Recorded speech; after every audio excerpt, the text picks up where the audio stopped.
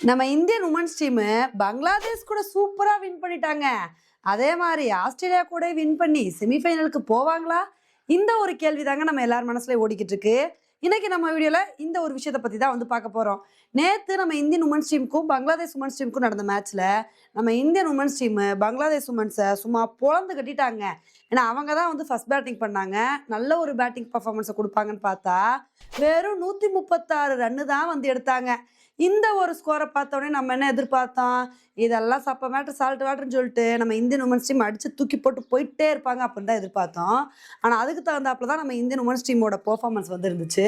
ஸ்மிருதி மந்தானா வேகமா அவுட் ஆனா கூட சஃபாலி வர்மா இருந்துட்டு, நான் வந்து ஹாஃப் செஞ்சுரி அடிச்சு அசத்துவேன் அப்படின்னு சொல்லிட்டு நல்ல ஒரு இன்னிங்ஸை கொடுத்து ஹாஃப் செஞ்சுரி அடிச்சு வந்து அசத்துனாங்க. ஸோ அதுக்கப்புறம் ஹாஃப் செஞ்சுரி அடிச்சதுக்கப்புறம் அவங்க ஒரு கட்டத்தில் அவுட் ஆயிட்டாங்க. அவுட் ஆனா கூட இதை சேஸ் பண்றதுக்கு என்ன இதெல்லாம் பெரிய டார்கெட்டா? இதனோட டார்கெட்லாம் நாங்கள் சேஸ் பண்ண மாட்டோமான்னு சொல்லிட்டு எல்லா பிளேயர்ஸுமே நல்ல ஒரு கான்ட்ரிபியூஷனை கொடுத்தனால இந்த மேட்சை நம்ம இந்தியன் உமன்ஸ் டீமு 17வது ஓவர்லேயே 5 விக்கெட் வித்தியாசத்தில் ரொம்ப கம்ஃபர்டபுளாக வின் பண்ணிட்டோங்க. இந்த அளவுக்கு நம்ம மேட்சை வின் பண்ணதுக்கு முக்கிய காரணம் என்ன அப்படின்னு பார்த்தீங்கன்னா பங்களாதேஷ் உமன்ஸை 136 ரன்னுக்கே கண்ட்ரோல் பண்ணாதான். இதில் ரொம்ப முக்கியமாக ராதா யாதவ் வந்து நல்ல ஒரு பவுலிங் பர்ஃபார்மன்ஸை கொடுத்து 3 விக்கெட் எடுத்தாங்க. ஸ்ரீசரணி அவங்களோட பங்குக்கு 2 விக்கெட்டை வந்து எடுத்தாங்க. ஸோ இந்த அளவுக்கு நல்ல பவுலிங் பர்ஃபார்மன்ஸ் கொடுத்தனால தான் அவங்கள இவ்வளோ கம்மியான ரன்னுக்கு கண்ட்ரோல் பண்ண முடிஞ்சுச்சு. அதை ஈஸியாக சேஸ் பண்ணி வின் பண்ண முடிஞ்சுச்சு.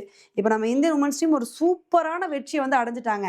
ஆனால் இதனால அவங்க செமிஃபைனலுக்கு போக முடியுமான்னு கேட்டால் கண்டிப்பாக கிடையாதுங்க. நம்ம இந்தியன் உமன்ஸ் டீம் செமிஃபைனலுக்கு போனோம் அப்படின்னா இன்னும் நமக்கு ஒரு முக்கியமான வெற்றி தேவை. நம்ம சவுத் ஆப்பிரிக்கா கூட தோத்தனால இப்போ ஆஸ்திரேலியா கூட வின் பண்ணியே ஆக வேண்டிய கட்டாயத்தில் வந்து இருக்கோம். ஆஸ்திரேலியா கூட வின் பண்ணால் மட்டும்தான் நம்ம செமிஃபைனலுக்கு வந்து போக முடியுங்க. இல்லைன்னா கண்டிப்பாக போக முடியாது. ஏன்னாப்பா ஆஸ்திரேலியா கூட தோத்தாலும் நம்மளால வந்து செமிஃபைனலுக்கு போக முடியாதான்னு கேட்டால் அப்போ ஒரு வாய்ப்பு இருக்கு. நம்ம ஆஸ்திரேலியா கூட தோத்தோம் அப்படின்னா இன்னொரு பக்கம் சவுத் ஆப்பிரிக்கா பங்களாதேஷ் கூட வந்து தோக்கணும்.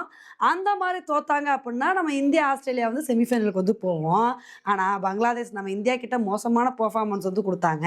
இப்படி இருக்கும்போது நம்மளை பீட் பண்ண சவுத் ஆப்பிரிக்காவை அவங்க பீட் பண்ணுவாங்கிறது பெரிய சந்தேகம் தான். அதனால இப்போ நமக்கு இருக்கிற ஒரே வழி நம்ம ஆஸ்திரேலியாவை வீழ்த்தி செமிஃபைனலுக்கு வந்து போகணும். எப்படி நம்ம Indian women's team ODI world கப்பை வின் பண்ணாங்களோ அதே மாதிரி T20 வேர்ல்டு கப்பை தட்டி தூக்கணும் அப்படின்றது தான் நம்மளோட ஆசையாக வந்திருக்கு. அடுத்த மேட்ச்ல என்ன நடக்குது அப்படின்றத பொறுத்து வந்து பார்க்கலாம். ஓகே ஃப்ரெண்ட்ஸ், இந்தியாவோட பெர்ஃபார்மன்ஸை பற்றி நீங்கள் என்ன நினைக்கிறீங்க அப்படின்றத என்னோட கமெண்ட் செக்ஷனில் போடுங்க. இதே மாதிரி இன்னொரு வீடியோவில் உங்களை வந்து மீட் பண்ணுறேன். Bye friends.